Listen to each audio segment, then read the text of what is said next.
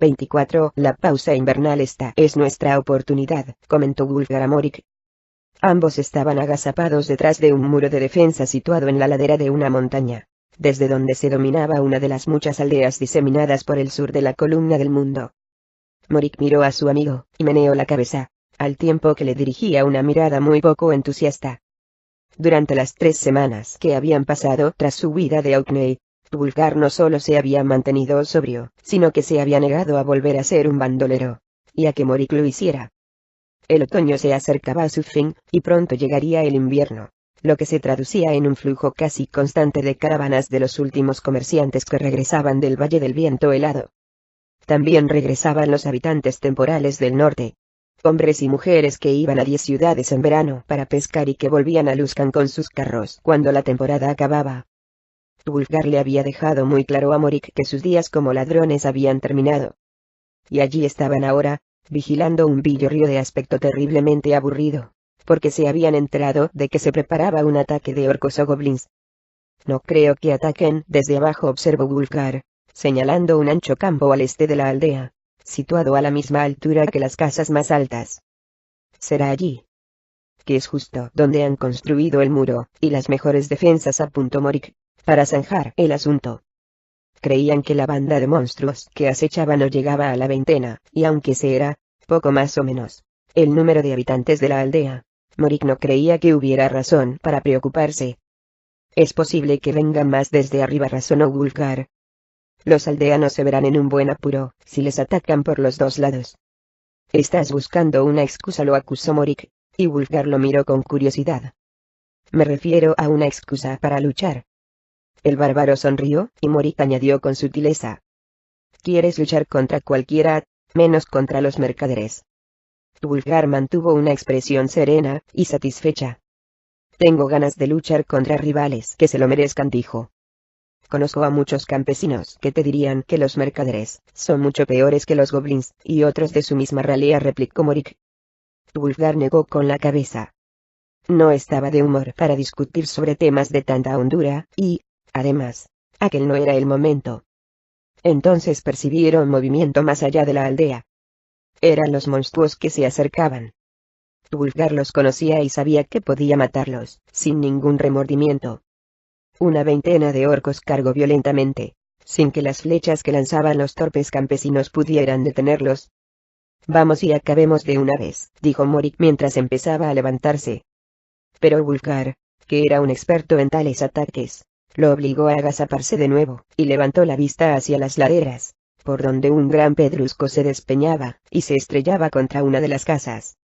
Hay un gigante allá arriba, susurró Wulfgar, disponiéndose ya a subir la montaña dando un rodeo. O quizá más de uno. Y supongo que hacia allí vamos nosotros, refunfuñó Morik con resignación, aunque era obvio que lo consideraba muy poco prudente. Cayó un segundo pedrusco, y después un tercero. El gigante levantaba un cuarto cuando Wulfgar y Morik doblaron un recodo del sendero, se deslizaron entre 2 rocas, y se acercaron al monstruo por detrás. El hacha de Wulfgar se hundió en el brazo del gigante, y este dejó caer el pedrusco sobre su propia cabeza. El monstruo bramó, y se volvió hacia un impertérrito Morik, que le hizo frente con una delgada espada en la mano. El gigante soltó otro bramido, y dio un solo paso hacia el rufián. Morik gritó, y se dio media vuelta para huir por entre las rocas, y el gigante corrió tras él. Justo cuando llegó al estrecho paso, Wulfgar saltó encima de una de las rocas, y lanzó su martillo, un martillo que no era Aegisfan, contra la cabeza del gigante. Cuando el monstruo miró hacia la roca, Wulfgar ya había desaparecido. De nuevo en el suelo, el bárbaro se abalanzó contra el gigante para golpear con todas sus fuerzas su rodilla, tras lo cual corrió a ocultarse entre las peñas. El gigante fue tras él. Se agarró la cabeza, que Wulfgar le había machacado, después la rodilla, y finalmente miró el hacha que tenía clavada en el antebrazo. De pronto, decidió que ya estaba harto de aquella lucha, y cambió de dirección. Subió la ladera de la montaña y huyó hacia lo más agreste de la columna del mundo. Morik apareció de detrás de las rocas, y ofreció su mano a Wulfgar. Buen trabajo, dijo a modo de felicitación, pero Wulfgar hizo caso omiso de la mano tendida. Acaba de empezar, lo corrigió. y se lanzó a toda velocidad por la ladera en dirección a la aldea, donde la batalla se libraba en la barricada oriental. Desde luego, lo tuyo es luchar, le gritó secamente Morik a su amigo. Entonces suspiró y corrió tras él. Abajo, la lucha en la barricada había llegado a un punto muerto. Los orcos no habían conseguido romper el muro, pero apenas había bajas entre ellos. La cosa cambió de manera espectacular cuando Wulfgar descendió la colina y atravesó a todo correr el campo, gritando con todas sus fuerzas. El bárbaro, con los brazos extendidos, se arrojó de un salto contra 4 atacantes, a los que derribó. A eso le siguieron unos frenéticos golpes de porra, cuchilladas, puñetazos y patadas. Otros orcos acudieron en ayuda de sus compañeros, pero, al final, Wulfgar, ensangrentado y molido, fue el único que salió vivo de la refriega. Animados por aquel sorprendente asalto y por la aparición de Morik, que había derribado a otro orco mientras descendía la colina, los habitantes de la aldea cayeron en masa sobre el resto de la banda de orcos. La docena escasa de orcos que aún podía correr, se dio a la fuga, con el rabo entre las piernas. Cuando Morik llegó donde se encontraba Wulfgar, el bárbaro estaba rodeado por campesinos que le daban palmaditas en la espalda, lo vitoreaban, le prometían amistad eterna, y le ofrecían un lugar para pasar el próximo invierno. Ya lo ves, dijo Wulfgar a Morik. Ha sido más fácil que cualquier trabajito en el desfiladero. Morik, que estaba limpiando el filo de su espada, miró a su amigo con escepticismo. La lucha había sido fácil, incluso más de lo que el optimista Wulfgar había predicho. Morik también se vio rodeado por agradecidos aldeanos, entre los que se contaban algunas jóvenes atractivas. Quizá, después de todo, un invierno tranquilo frente a una chimenea no era tan mala idea. En aquel momento, decidió aplazar su regreso a Luskan. Los primeros 3 meses de casada habían sido maravillosos para Meralda. Su dicha no había sido completa, aunque, por primera vez en muchos años, veía que su madre recuperaba rápidamente la salud y el vigor. La vida en el castillo tampoco era tan horrible como había temido. Desde luego, tenía que soportar a la osca Priscilla, que solo a veces se mostraba amable, pero no la había atacado directamente. ¿Cómo podría, estando como estaba su hermano tan enamorado de su esposa? Meralda había llegado también a amar a Feringal. Eso, combinado con la recuperación de su madre, hizo que aquel otoño fuera una época de felicidad para la joven, una época llena de novedades, comodidades y esperanza. Pero a medida que el invierno avanzaba, los fantasmas del pasado empezaron a regresar sigilosos al castillo. El hijo de Jaka, que crecía y no dejaba de darle patadas, no permitía que Meralda olvidara su terrible mentira. Cada vez pensaba más a menudo en Jakaskuli y en lo estúpida que había sido con él. Asimismo, revivía la muerte de Jaka, cuando el muchacho gritó su nombre y puso en peligro su vida por ella. Cuando ocurrió, Meralda pensó que Jaka actuaba movido por los celos hacia Lord Feringal y no por amor a ella. Pero, inevitablemente, el paso del tiempo había ido emborronando su percepción y, además, notaba las patadas del hijo de Jaka en su seno, por lo que ya no estaba tan segura. Tal vez Jaka sí la amaba, tal vez el placer de su noche de pasión había plantado en él la semilla de unas emociones más profundas que necesitaron tiempo para germinar en la dura existencia de un campesino. Pero lo más probable era que su estado de ánimo se debiera a la melancolía del invierno, que también afectaba a su esposo. A eso se le añadió que casi dejaron de hacer el amor a medida que el estado de gestación avanzaba. Una mañana, cuando una profunda capa de nieve rodeaba el castillo y se oía el aullido del viento a través de las rendijas de la piedra, Feringal buscó su compañía. Empezó a besarla, pero inmediatamente se detuvo, la miró con dureza y le preguntó lo inconcebible. ¿Cómo había sido hacer el amor con el bárbaro? Si le hubiera pateado la cabeza, no le hubiera dolido tanto. No obstante, Meralda no se enfadó, porque, en vista de su actitud distante, y de la evidencia de que había yacido con otro hombre, podía comprender perfectamente que a su marido lo invadieran las dudas y los temores. La mujer no dejaba de repetirse que cuando el niño naciera, y se lo llevaran, ella y Feringal podrían llevar una vida normal, y que sin las presiones que pesaban sobre ellos en aquellos momentos se amarían profundamente. Su única esperanza era que todo no se desintegrara en los meses que le quedaban de embarazo. Como era previsible, A medida que la tensión entre Meralda y Ferengale crecía, Priscilla se mostraba más hosca con la joven. Hasta entonces Meralda había llevado las de ganar en la guerra sorda y constante que libraba contra su cuñada, ya que Lord Ferengale bailaba al son que ella tocaba, pero a medida que su cuerpo engordaba, llevando el hijo de otro, el poder de la joven disminuía.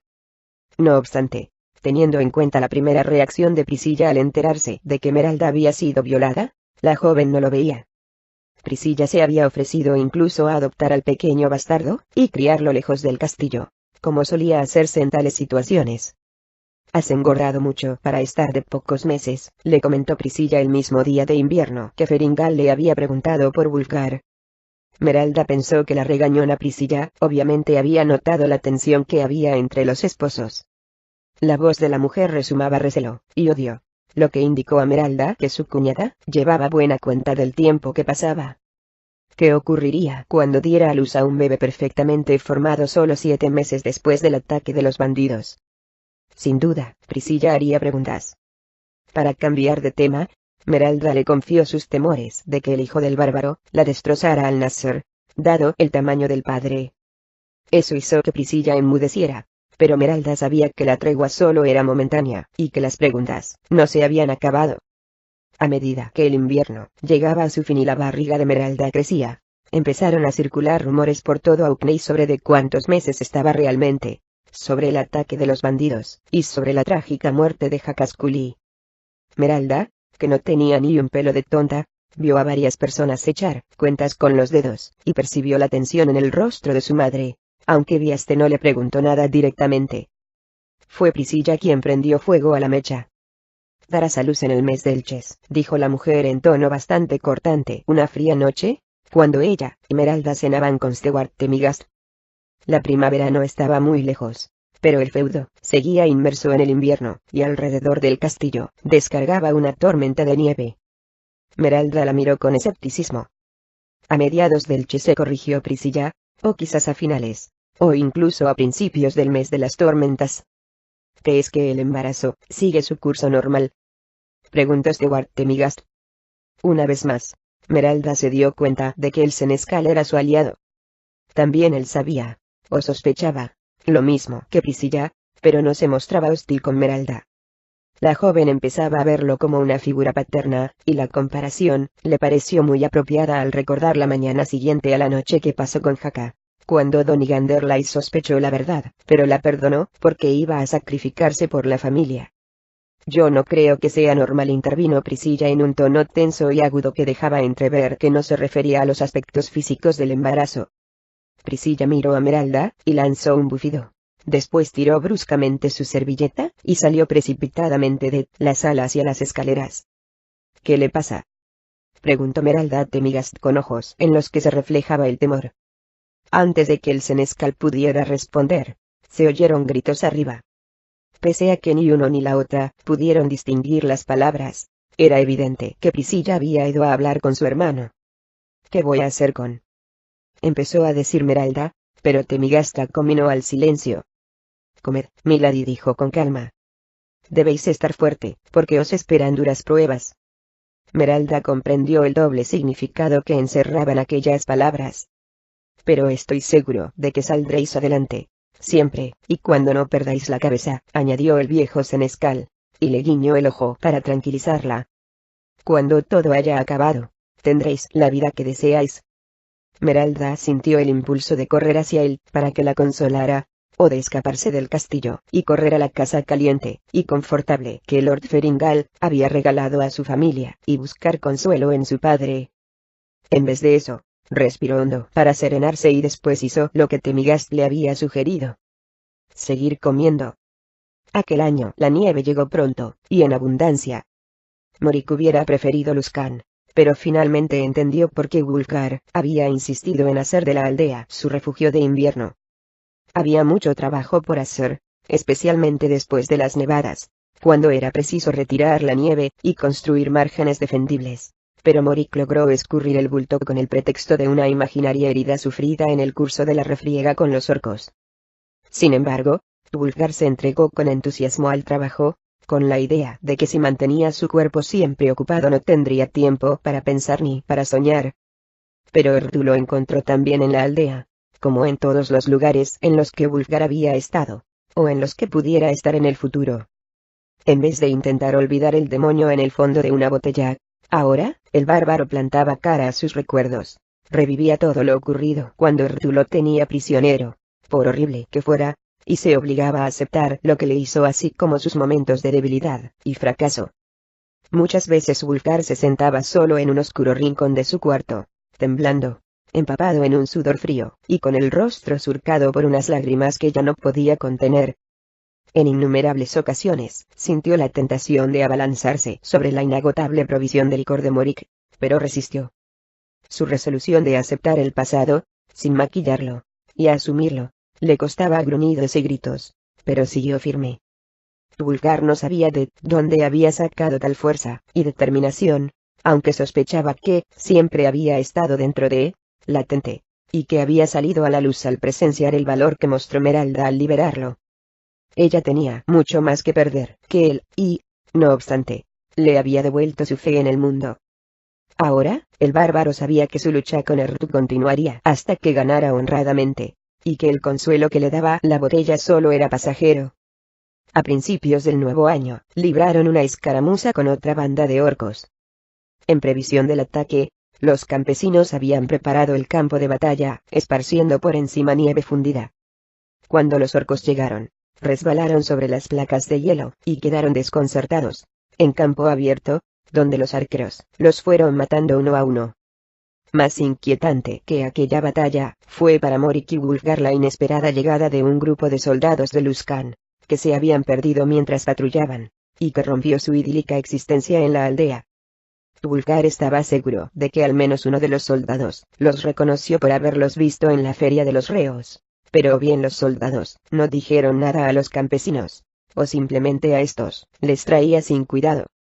Tras la partida de los soldados, ni Morik ni Wulfgar percibieron ningún malestar entre los aldeanos.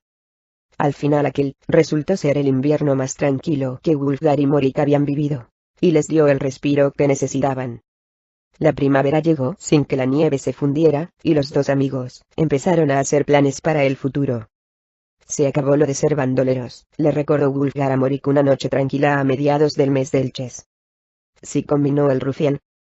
Yo tampoco echo de menos esa vida. Entonces, ¿qué harás, Morik? Me temo que regresaré a Luskan, respondió Morik.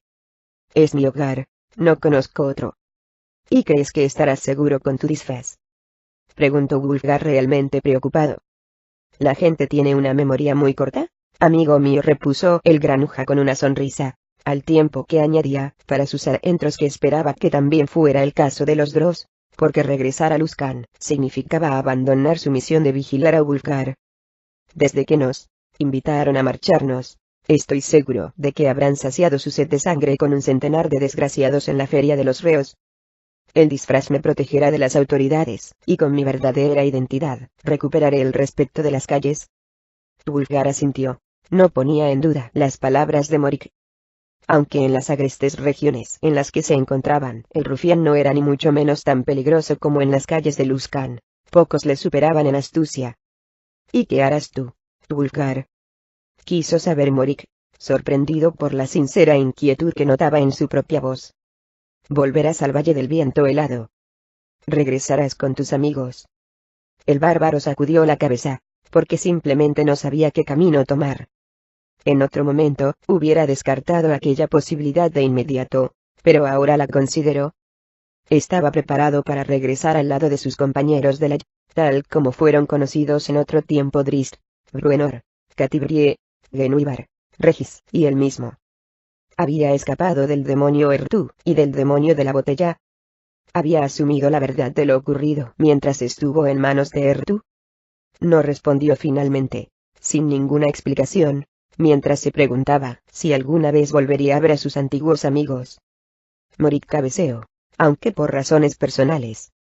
No quería que Wulfgar regresara a Luskan con él, primero, porque disfrazar a un hombre tan descomunal como el bárbaro sería muy complicado. Pero, sobre todo, porque no quería que los elfos negros lo hicieran prisionero. Se está burlando de ti, y todo Aukney lo sabe, Feri. Le gritó Priscilla a su hermano. No me llames así. le espetó Feringal para cambiar de tema, y la empujó a un lado. Ya sabes que lo detesto. Pero Priscilla no cejó. ¿Acaso niegas lo avanzado de su estado? Insistió. Dará a luz dentro de 2 semanas. El bárbaro era un hombre muy grande, gruñó Feringal. Y su hijo también será grande, eso es lo que pasa. El niño será de tamaño normal, repuso Priscilla. Tú mismo lo comprobarás dentro de poco. Su hermano empezó a marcharse. Apuesto a que será muy guapo. Tendrá el mismo pelo castaño rizado que su padre. Feringal se volvió bruscamente, y clavó la mirada en Priscilla. Que su padre muerto, añadió la mujer, sin retroceder ni 1 milímetro. Lord Feringal cruzó de una zancada la corta distancia que lo separaba de su hermana, y le propinó un sonoro bofetón. Entonces, horrorizado por lo que acababa de hacer, retrocedió y hundió el rostro entre las manos. Mi pobre hermano burlado, le dijo Priscilla, cubriéndose con la mano la mejilla golpeada. Ya lo verás por ti mismo. Dicho esto, abandonó la sala con aire ofendido. Lord Feringal se quedó allí de pie, inmóvil, mucho rato, tratando de serenarse. 3 días después de discutir sus planes, el tiempo cambió, y se inició el deshielo, lo que permitió que Wulfgar y Morik abandonaran la aldea.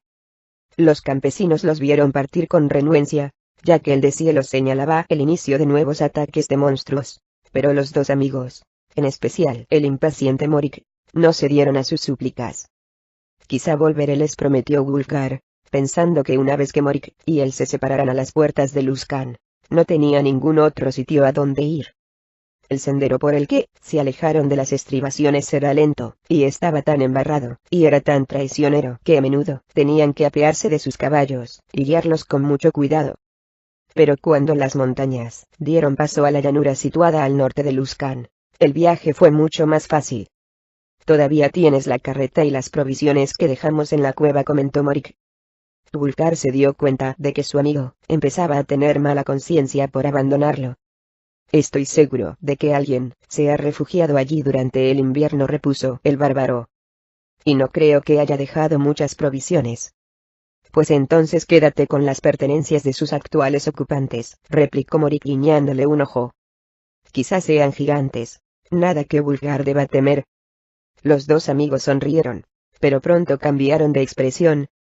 Comillas angulares derechas, deberías haberte quedado en la aldea, dijo Morik. No puedes volver a Luskan conmigo, y esa aldea es un lugar tan bueno como cualquier otro para quedarte mientras decides qué hacer. Habían llegado a una bifurcación del camino. Uno conducía al sur de Luskan, y el otro al oeste. Cuando Morik se volvió para mirar a Wulfgar, vio que el bárbaro observaba fijamente el camino que conducía al feudo en el que había estado preso, y del que, a decir de Morik, el rufián lo había rescatado de una muerte atroz. ¿Estás tramando tu venganza?, le preguntó Morik. Wulfgar lo miró con curiosidad, y replicó. Nada de eso. Me estaba preguntando qué habrá sido de la dama del castillo. La que te acusó injustamente de haberla violado, preguntó el rufián. Wulfgar se encogió de hombros, como si no quisiera recordar aquella parte de la historia. Estaba embarazada, explicó, y muy asustada. ¿Crees que engañó a su marido?, preguntó Morik. Wulfgar frunció los labios, y asintió. De modo que ofreció tu cabeza para salvar su reputación, afirmó Morik en tono burlón. Muy típico de las nobles. Wulfgar no respondió, aunque no era así como él veía las cosas. El bárbaro comprendía que nunca había entrado en los cálculos de la mujer que lo apesaran, sino que había pensado que sería una solución a sus problemas que envolvería en el misterio y en la ambigüedad sus actos. No era honorable, pero sí comprensible. Ahora, ya debe de haber tenido el bebé, murmuró para sí. Me pregunto qué suerte habrá corrido cuando hayan visto que no podía ser mío. Morik reconoció el tono de Wulfgar, y no le gustó nada. Pues yo sé perfectamente cuál será tu suerte, si regresas para averiguar qué ha sido de ella, comentó Morik secamente. Si vuelves, te reconocerán. Wulfgar asintió. Sabía que Morik tenía razón, pero sonreía y tenía una mirada que no escapó al rufián. Pero a ti no, le dijo. Morik observó a su amigo largo rato. Mi camino me lleva a Luskan, replicó. Eres tú quien ha decidido tomarlo, Aunque en Luskan no tienes nada que hacer, con urgencia dijo Wulfgar. Aún no ha acabado el invierno. Nos arriesgamos si descendemos por las estribaciones. En cualquier momento, puede caer otra tormenta, y enterrarnos vivos, siguió protestando Morik. Pero por el tono de su voz Wulfgar sabía que se lo estaba pensando. Las tormentas no son tan intensas al sur de las montañas. Morik hizo una mueca burlona. ¿Me harás este último favor?, le pidió Wulfgar. ¿A ti qué te importa?, dijo Morik para tratar de disuadirlo. Esa mujer casi consigue que te maten, y de un modo tan horrible que hubiera hecho las delicias de los espectadores de la feria de los reos. Wulfgar se encogió de hombros. En realidad, ni siquiera él estaba seguro de la respuesta, pero no iba a echarse atrás. Un último acto de amistad entre nosotros, para que podamos despedirnos, con la sincera esperanza de volvernos a ver, insistió. Lo que tú quieres es luchar una última vez a mi lado, se mofó de nuevo Morik. Admítelo. Sin mí eres un luchador pésimo. Incluso Wulfgar se rió ante la ironía de Morik, pero enseguida adoptó una expresión lastimera. Vale, vale.